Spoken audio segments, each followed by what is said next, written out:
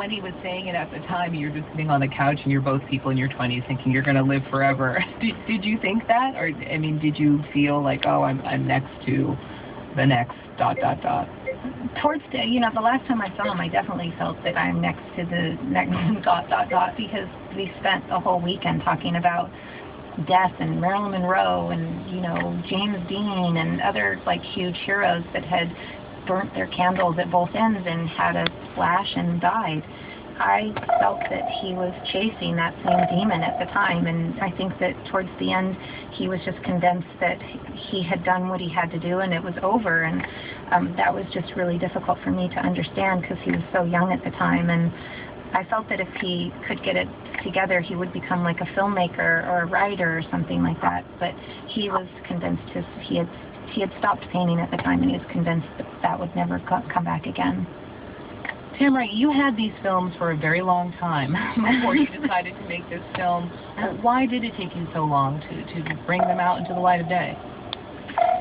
I think it was kind of a combination of dealing with the sadness of trying to make a film right after somebody died, and what's the film going to be about? Is it just going to be a sad movie about somebody who died young?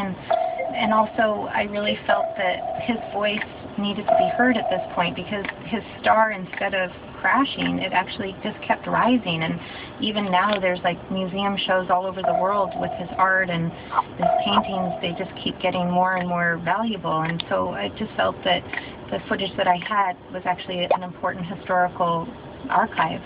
Tamara Davis is the director of a new documentary, Jean-Michel Basquiat, The Radiant Child. She joined us from our studios in New York. Tamara Davis, thank you for joining us. Thank you very much.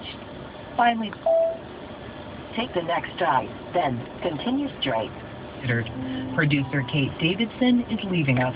For the past 5 years, you've heard her name read at the end of this show, but what we didn't have time to say is how much creativity and inspiration she brought to the program every week.